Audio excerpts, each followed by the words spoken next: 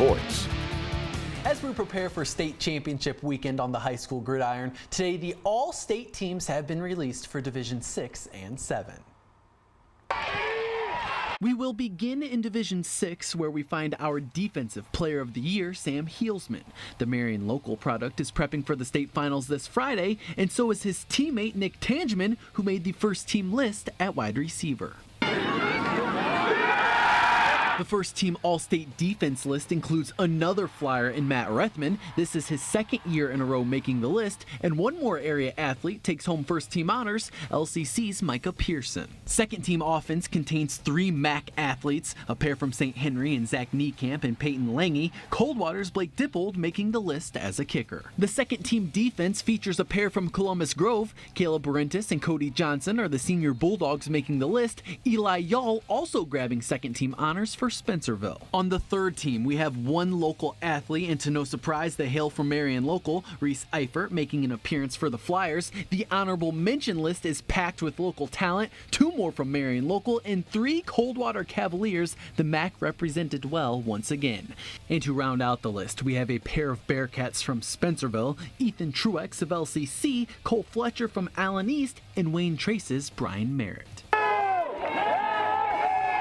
In Division 7, both Jared Brees and Elliot Gallardi make the first team All-State list for the second year in a row. Kicker Michael Denning joins his quarterback with first team honors, and Lipsick's Riley Spangler makes it as a lineman.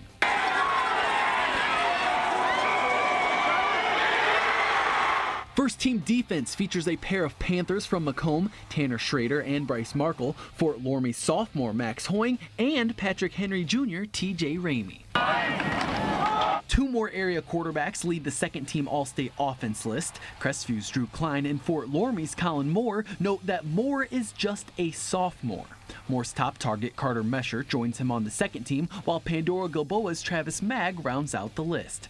PG also finds a rocket on the third team All-State list, Gage Hovis taking the honors, Lehman Catholic senior Ethan Kanapke cracking the third team All-State defense list. The Blanchard Valley Conference is represented well on the honorable mention All-State list, 5 different athletes from 5 different schools taking home the honors in the BVC.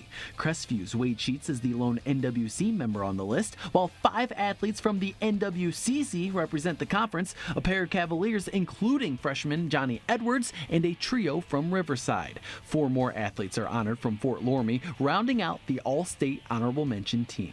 The Division 4 and 5 teams will be announced tomorrow. We will provide you the All-State lists.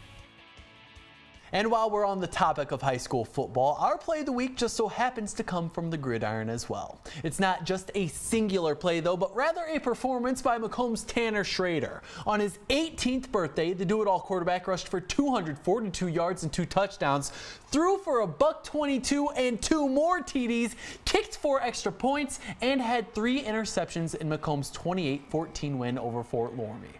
The senior led his team in all facets of the game, helping secure Macomb's first trip to the state title game since 1983. As we step off the high school field, when we come back, we head to Cincinnati. Highlights from the Battle of Ohio right after this quick timeout. Welcome back. The Browns and Bengals are ready to square off in their first round matchup of the Battle of Ohio. The Bengals have now won 7 straight against the Browns, which is the longest winning streak in this particular rivalry.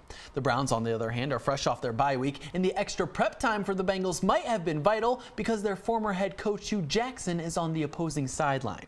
So we go to Paul Brown Stadium, a place the Browns have not won at since 2014. First quarter, Cleveland marching right down the field. Baker Mayfield finds Antonio Callaway in the back of the end zone. 14-0 Browns. In the second, Cleveland continues to flex their muscles, specifically David Njoku. The tight end gets caught mid-air, regains himself, and works his way into pay dirt. I'll give you another look at this great touchdown. It's 21-0 in favor of the visitors.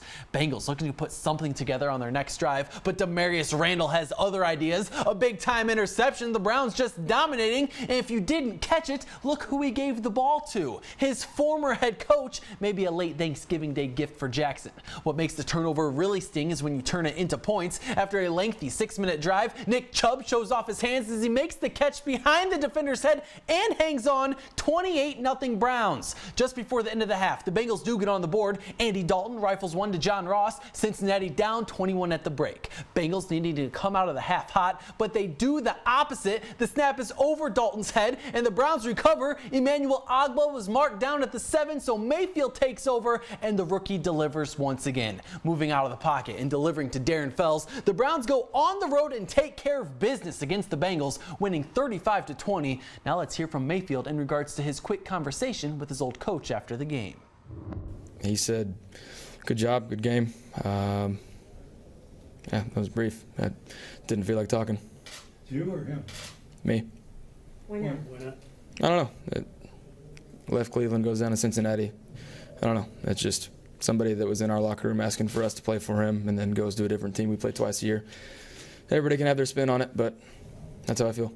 So you had a little bit of a bad taste in your mouth? No, I mean, it's just like any rivalry game. That's just how it is now. That's how I'm going to treat it every time we play them, but it's nothing, you know, there's no hate. That's just how it is. That's how I'm going to treat it, and I think that's how our team should treat it too. And what it comes down to is we still have the same players. Yeah, that's what I said when everything was happening. We just had to play better. You know what? You can put your own spin on it, but we have the same players. Yeah, we have people that we believe in calling the plays now. College basketball, Ohio Northern looks to stay perfect at home. They battle against Worcester. Close game in the second half. Elida grad Austin Allmeyer drives into the lane. Ohio Northern down by 2. Then the old Bulldog shows he has some range as well, using the Ryan Brunn screen to bury the triple. Polar Bears down by 1. Daniel Unruh sees what his old classmate did and says, "I'll show you how to get 3 the old-fashioned way." Allmeyer and Unruh are your top 2 scorers for the Polar Bears this afternoon, but unfortunately they could not hang on. The Polar Bears fall 61-52. All right, thanks so much, John. We'll wrap things up after the break.